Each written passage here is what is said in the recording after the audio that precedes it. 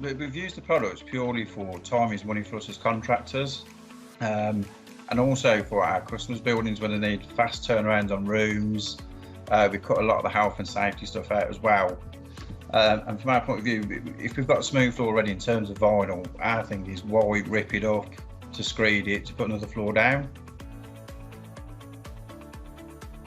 We've done a couple of big sort of converted farm buildings to kids indoor play centres where traditionally screed and DPM, and we've used the wood effect adhesive-free, did the job in pretty much half the time.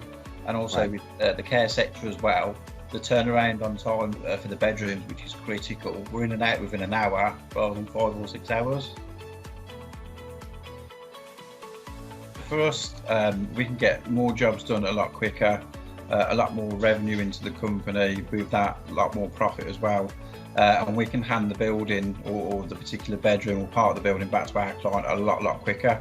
So moving forward, our percentage of adhesive-free flooring is increasing month by month, and in a not too distant future I could see the vast majority of our flooring being adhesive-free. Yes, a lot of our customers have, in the care sector and retirement, have got a COVID fund to tap into to replace carpet or carpet tiles to vinyl. So just for our company, I'm not too sure about everyone else, there's been a vast increase in terms of the amount of vinyl that we're fitting. And with the adhesive-free, again, it's a very quick turnaround. As long as the subfloors, sort of nice and smooth or relatively smooth, then we've not got to incorporate, levelling compounds and that sort of stuff. So for us, it's been absolutely massive, in this testing time.